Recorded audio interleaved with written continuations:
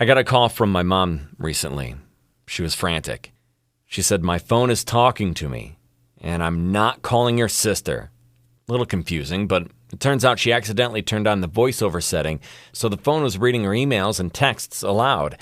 And she wasn't going to call my sister because she just got done telling her that she could work the phone just fine and didn't need any of her help figuring it out. Which brings me to my next guest, voiceover gal Amy Jeffries. Well, hi there. Hi. I think I wasn't supposed to push the camera. I think I was supposed to push the phone, wasn't I? Because you can see me now. I can definitely see you. Yeah. And you can't see me because I don't have a camera. This is Amy, answering our Skype call with zero expectation that she could actually be seen. Amy Jeffries, voiceover extraordinaire.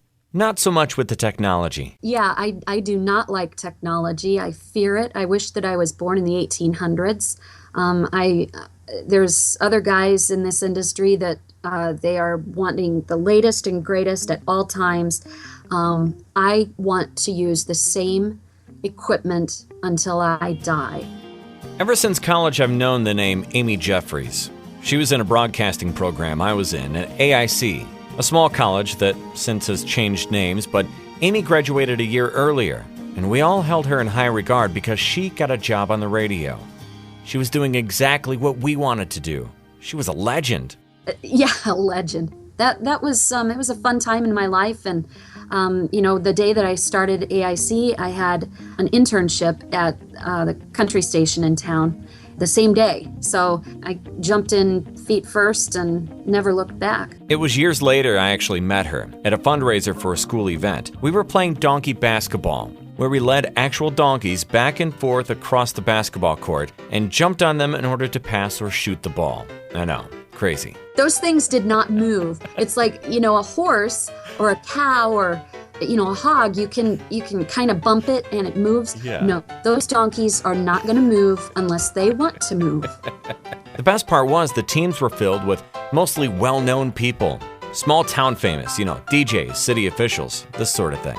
When we were announced, it was the average introduction met with the average applause, nothing out of the ordinary. From the local rock station, Bill Stage. From the local newspaper, this guy.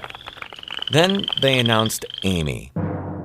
And the greatest DJ of all time, ladies and gentlemen, Amy Jeffries. The crowd went crazy. Amy turned to us red-faced and said, "I'm so sorry. This is my hometown."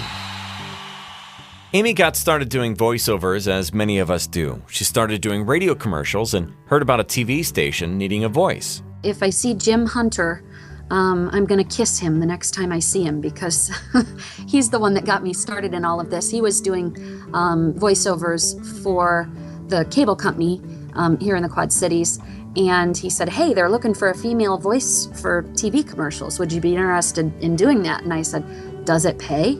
And he said, "Yes, it does." And I said, "Sign me up." She explained what sort of voiceover jobs she normally gets. I record audio for radio and television commercials, corporate narration, on-hold messaging.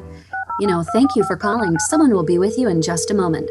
Those types of things. I record the audio for all of those things in my studio, my home studio in the basement.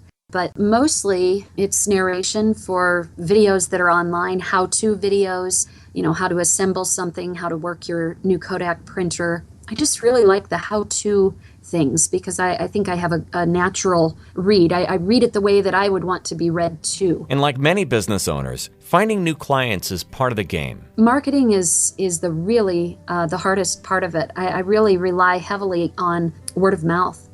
That's the best form of advertisement. Someone who has worked with me in the past, giving me a recommendation to another colleague in the business or, a brother-in-law that's also in the business. That's the best form of advertising for me to date. And with the struggles come the spoils. I don't know, the freedom that comes with being self-employed, I think is the really one of the huge benefits of owning your own business and doing voiceovers full time. So my dad is a business owner, so I'm familiar with the always on 24/7 lifestyle, but yeah, it never shuts off. Every once in a while I kind of wish that I could go to a 9-to-5 job, but then I think, Yeah, maybe not.